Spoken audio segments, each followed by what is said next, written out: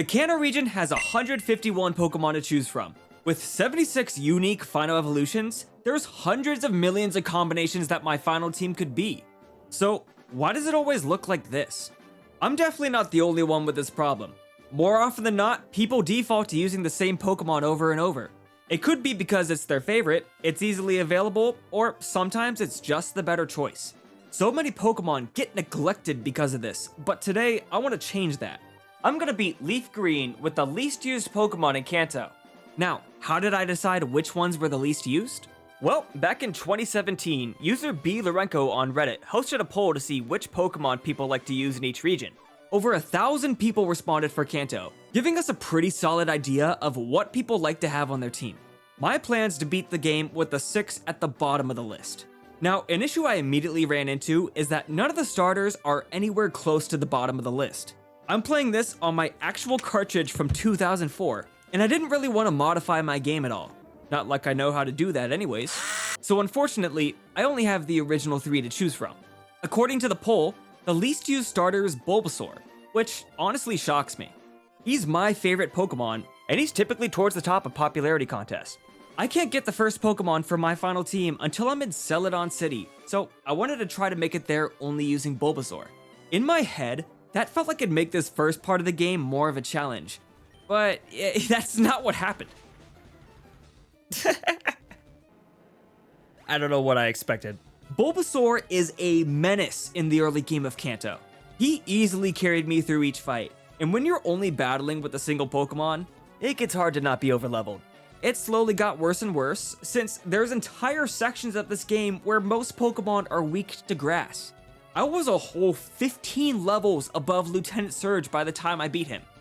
So, cutting ahead to Celadon City, I was finally far enough where I could get the first Pokemon for my team. I needed to get a Porygon, but it wouldn't be as simple as walking in the tall grass until I found one. Porygon's only available at the game corner, where you could buy one for 6,500 coins. You could either buy those coins for $130,000, or you could gamble for them. There's something objectively funny about just having straight up slot machines in this kid game. Like, there's no hiding it. The jackpot's 777s. This is just a real casino. Ooh. There we go, I had a jackpot. Now I only have to do that like 21 more times. There is a strategy to win these machines consistently, but I wanted to see if it was possible to brute force it. It's not fun to gamble if you're resetting every time for good RNG. It took around an hour and a half, but eventually I was able to win enough coins. Yes! Oh, no, that's not enough. I'm gonna need one more. There we go! Straight down the middle. That is it. Oh, nice. Not nice and nice at the same time. I picked a name that fits a Pokemon born from a gambling addiction and then immediately went and dropped off my starter. This is where the run truly started, and it only took 7 hours to get to this point. I feel like Porygon was the perfect Pokemon to start with. His stats are lower than average, with his speed being especially low, but he came with moves that were able to do consistent damage. To you, that might sound like the bare minimum when it comes to a Pokemon, but just you wait. It's also pretty obvious why Porygon isn't used much on people's teams. It's locked behind a paywall, requiring a lot more time to get than most other Pokemon. But it's also kind of a lackluster prize. It only took me 6,500 coins, but in Fire Red, it's 9,999. And for that, you get a just okay Pokemon that you can't evolve until the post-game. It's kind of more of a novelty than anything. But for now, he's all I got. So I trained him up and then made my way into the Rocket Hideout. This place was pretty simple to get through. Every grunt's either using a poison type or a Rattata, so 1 or 2 Psybeams was strong enough to beat anything here. I got very lucky with the Giovanni fight. Onix went for Harden, which allowed me to 2-shot him, and Rhyhorn got confused, so I made it to Kangaskhan without taking any damage. He may not be the best Pokemon, but having Mega Punch made him a massive threat. It was a long game of stalling with super potions to recover, but I slowly managed to bring his health down. After getting the Self Scope, I went to clear out the Pokemon Tower. I struggled to get through the rival battle. No exaggeration, it took over 7 minutes to beat this single execute. It was a constant cycle of being asleep and waking up just to be confused, and then falling asleep again and again while trying to keep my health up. The whole thing was just a mess. The tower itself wasn't much of an issue. It's exactly the same as the rocket hideout. Almost no Pokemon here surviving a single Psybeam. And if you hadn't already noticed, I started to have the exact same problem with Porygon that I did with Bulbasaur. There wasn't anything I could do. I didn't have other Pokemon yet, so I couldn't just stop him from leveling up. However, this isn't going to be much of an issue anymore. I made it to Fuchsia City, where basically everything else on my team becomes available. In the Safari Zone, I got a Goldeen that I named Mabel, but that wasn't all I was looking for here. You can only find Chansey in the Safari Zone, but it has some of the lowest odds in the whole game, with its highest encounter rate being 4%. I finally found one. Okay. Please don't run. No. I had a couple more encounters that ended the exact same way. I even got 2 back-to-back at some point, but eventually I managed to get one, which I ended up naming Egg. And in a small patch of grass on Route 14, I got the 4th member of my team, Ditto, who I forgot to give a nickname to, but I will later name Kirby. I skipped every battle that I could since I didn't want Porygon taking all the XP for himself. So this was the perfect time to learn how to use my new Pokemon. Goldeen's stats start out fairly low, but once it becomes Seeking, they all shift to being painfully average. Seeking doesn't really excel at anything, but it's not terrible at anything either. It's going to end up being pretty valuable on my team, but that's mostly because it's a water type, which is going to give me some type coverage on a team that will desperately need it. Her moveset's pretty simple, but that ended up being a good thing since I knew I could consistently rely on her. I was able to teach her Surf right away, which made her quickly one of my best Pokemon. The main reason I think people don't use Seeking is just because of how many better options are out there. Over 20% of the Kanto Pokedex is a water type, and a lot of those Pokemon are fan favorites. Seeking gets overlooked because compared to the rest of them, she's kinda basic. Chansey is almost the exact opposite of Seeking. Instead of having very balanced stats, Chansey dumped all her skill points into HP, put the rest into special defense, and left everything else incredibly low. She's a very situational Pokemon. That situation being anytime I don't want to use someone else. She's designed to be a setup Pokemon, and almost every move she learns naturally is a status move. Now, that alone doesn't make her bad. A lot of these moves make it easier for her to outlive her opponents. But the problem I have with her is just because she can live a long time in battle, doesn't mean she's good to fight with. Chansey isn't useless by any means, but when she only deals this much damage each turn, I wouldn't exactly call that useful. She's a great support Pokemon, but when the main story is almost exclusively 1v1s, she just can't hold her own in most battles. And then there's Ditto. If you know anything about Ditto, you know exactly why he's here.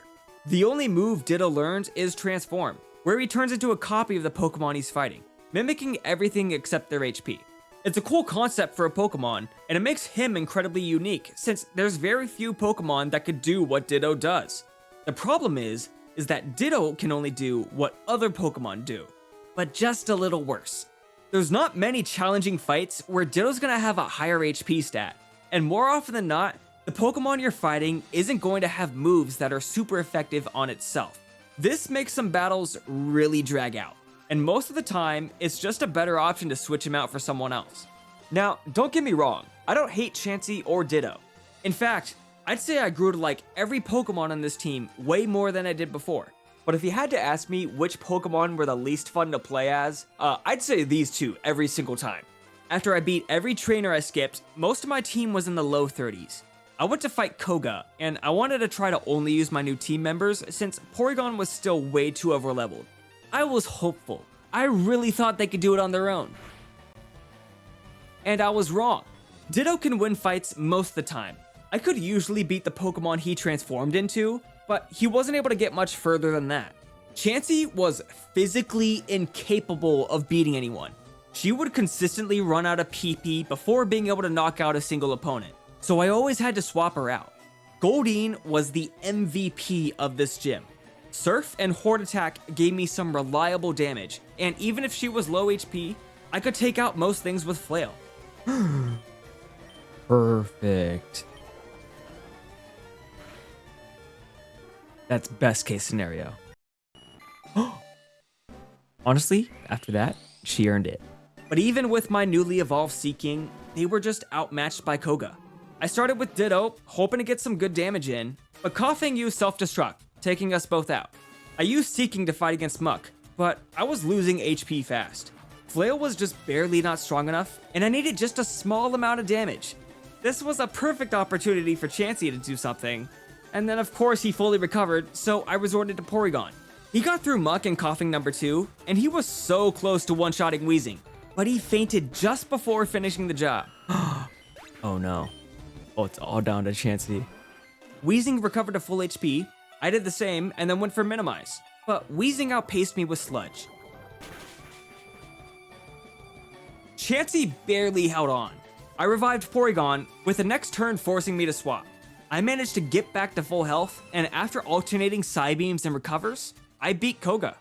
I'm not too happy with how my team did, but we were still able to win. I really just need to learn how to use them. But with the 5th gym finished, I'm able to surf on the water now, which I needed for the next Pokemon on my team. Just below Pallet Town, there's a small patch of grass that only spawns Tangulas. This is the only spot in mainland Kanto where you could find them, so I caught one and named him Noodle. I definitely underestimated Tangela at first, but I quickly realized he was going to be one of my best Pokemon.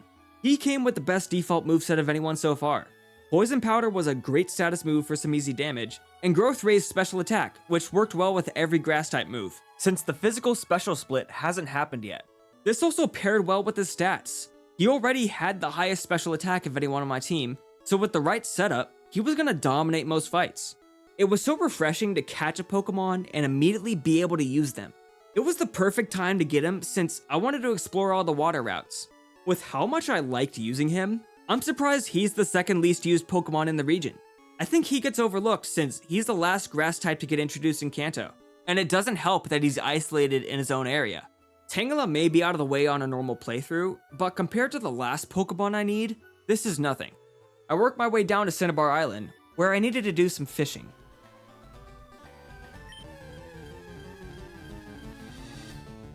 There we go. That's who I'm looking for. Yes! I caught Slowbro and even nicknamed him, but he's not the last member on my team. Back in Fuchsia City, if you head towards the left gate and go to the 2nd floor, you can meet Hayden. Hayden wants me to trade a Slowbro for a Lickitung. So I say goodbye to Bruh and finally get the last member of my team, Mark the Lickitung. This is the least used Pokemon in Kanto, but does he deserve to be? Yeah, he does. You can only get him by either trading a Slowbro, or if you're playing Fire Red, a Golduck. These two aren't exactly convenient to get. You could easily go through a playthrough without seeing them in the wild. You can always train up a Psyduck or Slowpoke to evolve, but then you'd have to grind to level 33 or 37, which is a lot of time to put into a Pokemon to just give away. But even ignoring that, I would still say Lickitung isn't worth it. His natural moveset just feels underdeveloped. There's nothing that makes him stand out. He has a large pool of moves that he can learn from TMs, and there's some strong choices here, but he does not have the stats to back it up. Besides Ditto, he has the lowest base stat total on my team. His attack isn't great, and his defense is just okay. For how he actually fits in my team, he's honestly not a bad addition. He could do some fairly consistent damage, and he's bulky enough to survive in most fights. I think the main reason he's the least used Pokemon is simply because of the in-game trade. There's no place to go and catch him. If you want him, you have to trade for it. And that's just something most people aren't going to go out of their way to do. Whether I like it or not, this is my final team. I've been intentionally hard on them up until this point in the video, but if I don't stand up for these guys, who will? Statistically, not a lot of people. So from here on out, I'm going to try to bring the best out of all of them. I tried really hard to keep them all around the same level. Porygon became a last resort just in case things got desperate. Seeking hard carried me through the Giovanni fight. It's hard to believe that a successful crime boss like him just gets completely outmatched by Surf. But Sabrina was the complete opposite experience. Her Alakazam set up with a single Calm Mind, and that allowed him to completely wipe the floor with my team. Come on, man. I couldn't beat this one with just normal attacks. I had to play around Paralysis in order to win. The fight with Blaine was over before it started. Seeking proved once again that she could be a monster when she wants to. I got caught in an unavoidable side quest to the Sevi Islands, which I honestly forgot was in this game. But the moment I got back, I went straight for the last gym battle. I'd already destroyed him with Seeking, so I proved to Giovanni that I don't need a water type to completely disrespect him.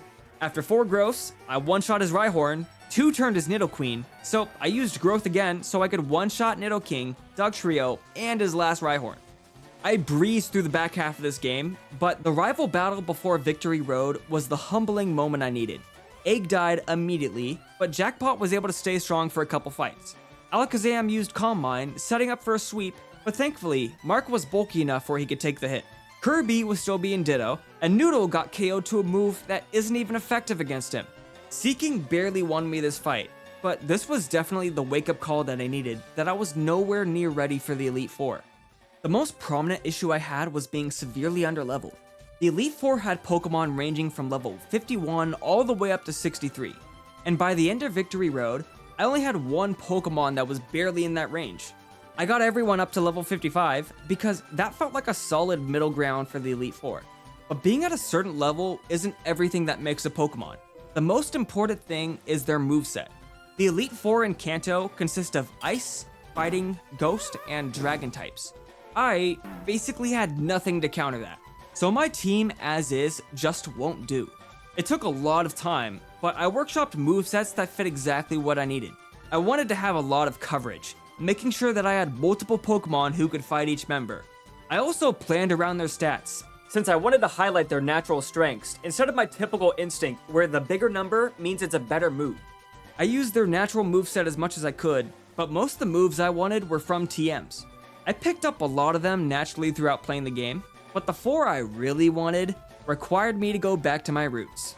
Ice Beam, Thunderbolt, Shadow Ball, and Flamethrower are some of the best moves for their types, and in Leaf Green, you can only get them in the game corner, and they are not cheap. All 4 TMs are gonna cost me 16,500 coins. You can't even hold that many at once. I had to split it up, and I wanted to max out my coin bag one time, just to say I did it. There we go, that's it. I'm gonna max out. That was a waste of a jackpot, but I don't really care. That only got me 2 of the TMs, so I needed to grind a lot more before I finished. I did it! That's the last one. That was all I needed. I am done. I had everything to make their perfect movesets, but I wanted to go further beyond that. I wanted to get held items for my Pokemon, and of course, 2 of the ones I wanted were only available in, say it with me, the Game Corner. These 2 only cost me 1,000 each, which isn't bad compared to everything else, but it still took a while to get. I got the Miracle Seed for Noodle and the Mystic Water for Mabel. If you total up everything I bought at the casino, it comes out to 25,000 coins. In case you're wondering, it took me 7 hours and 23 minutes to get all those coins. The realization that I collectively spent almost an entire workday gambling in this video game is making me seriously reconsider my life choices. But that's okay, because the pain's almost over. I got the Quick Claw for Porygon since there wasn't much else I could think of for him, but the rest of these were going to be a bit trickier to obtain. Everything else I wanted was only available from Pokemon in the wild. I decided to teach Thief to my Hitmonchan to make the process a little easier. I felt Metal Powder worked best for Ditto, and increased his defense, but only while he's not transformed. I wanted it to be a safeguard for his first turn, just to try and help him survive. I got a Twisted Spoon for Egg and a Spell Tag for Mark, which are going to be made clear pretty soon. And after hours and hours of preparation, I finally had everything I needed. This was it. This is the moment I'd been waiting for. Could I actually beat Leaf Green with the least used Pokemon in Kanto? My plan here is simple. Set up with Double Team and then try to wipe with Thunderbolt. I put a lot of faith into Porygon for this. I knew we could pull it off. He barely did it, but he got there. Getting him back up to full health, I just tried to keep the same strategy going. Nice! Aw, fuck yeah, jackpot. I took out Slowbro and Lapras, which, that feat alone just shows you how much work Jackpot was putting in. She only had Jinx left, her only Pokemon that's not a water type, so I had to switch it up. I gave Chansey 2 very fun moves that I was hoping would turn her into the tank that she deserves to be. All I needed to do was use Calm Mind, then she could be a beast with Flamethrower. It took a long time to do since she kept falling asleep, and the anticipation in my mind kept building up. And after several minutes of trying to do this one move, I finally got it out. That was not worth putting flamethrower on you for. Little disappointing, but hey, it's not over yet. Just one more Calm Mind and then hit her again. Come on, dude. Jinx gets back up to full health, but for real this time, Chansey beats her with Flamethrower. Yes! That's what I'm fucking talking about, Chansey! Come on! That's what I need you for. Bruno's up next with his mix of fighting types and fodder. After easily beating Onyx, I did what some people would call a bad move and threw out Chansey. She had Psychic, and I even gave her that Twisted Spoon. So all I need to do is just use Calm Mind and then I could sweep his team and yep, she's dead, moving on. Whoever said you needed to use super effective moves? Just spam Surf. It works way more than it should. Mabel got me as far as she could, so I tried to use Porygon and okay, shouldn't have done that. But Mark can finish this off and no he can't.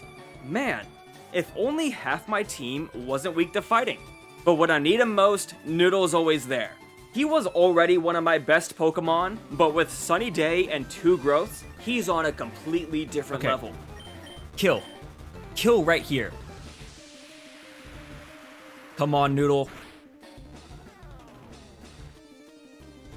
Holy shit! Let's fucking go, you beast! You don't know shit, Bruno! One more Onyx down and we beat Bruno.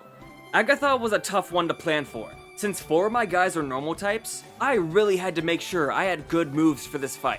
I banked on Mark to deal with any ghost, giving him Screech and Shadow Ball, which gets boosted by that spell tag, and let me just say the results are so satisfying to watch. Woo!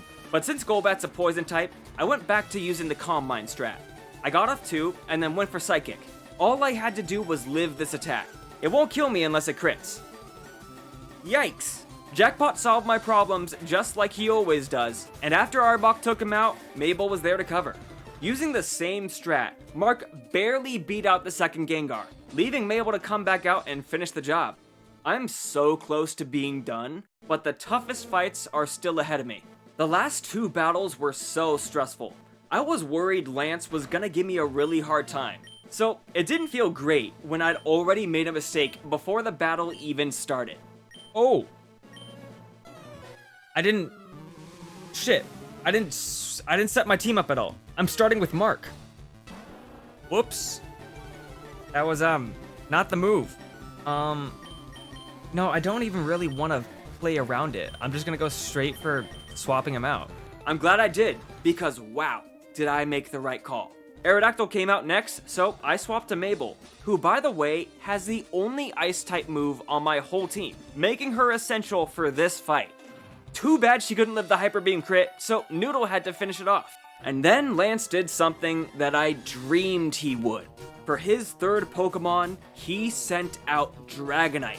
Now, there's a very small chance this was going to work, but somehow, somewhere, the stars aligned. Kirby tanks the Outrage, which was almost guaranteed to kill him. And now, I have a Dragonite. I can't guarantee I'm going first. We have the same speed. I needed to heal. I had to outlast his Outrage.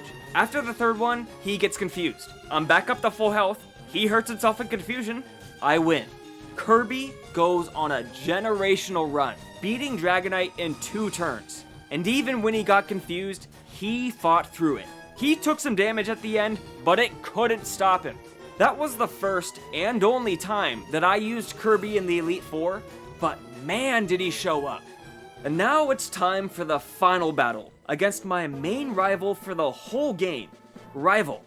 Oh, his name's Rival? I don't think I ever mentioned that. Starting with Jackpot, it was time to hit him with every strategy I had. Thunder Wave and a double team, allowing me to kill Pidgeot in 2 turns. Mark comes out for Alakazam. I know just how bad these guys can get. I am not taking any risk with him. Egg had a very hard time with Executor.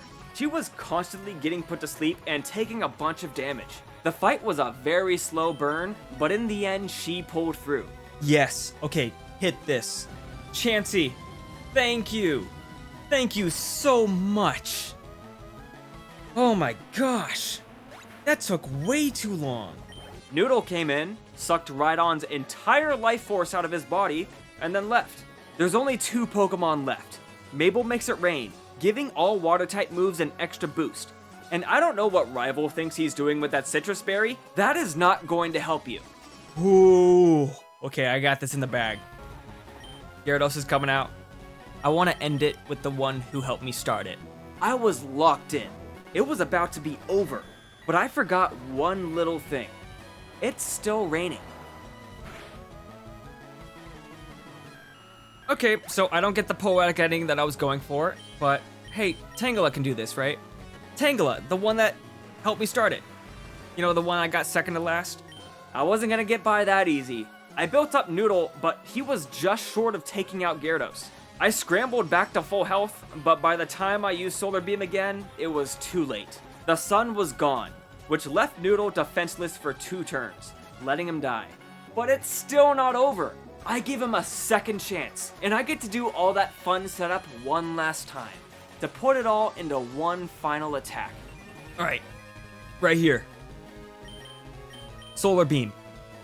One shot, right now.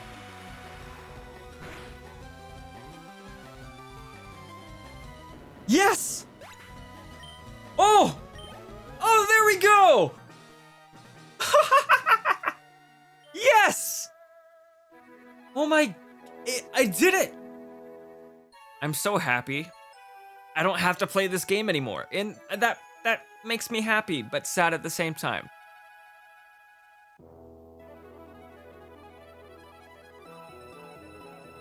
Welcome to the Hall of Fame, guys. You guys probably aren't here often, so take it all in. This was such a struggle, but it was honestly so fun to do. Using this team really forced me to strategize, trying to find ways to make it work, to try to make them all the best versions of themselves. And even though I may not be using all of them optimally, it was a lot of fun to mold them into what I need for my team. Leaf Green is one of, if not my first Pokemon game. So it really makes me happy that after all these years, I still get to have memorable playthroughs with this game. Getting to use a team of Pokemon who are all typically ignored just makes it even more special to me. I didn't have a lot of attachment to these guys before, but now they've given me an experience that I won't forget. Okay, that's it. Bye.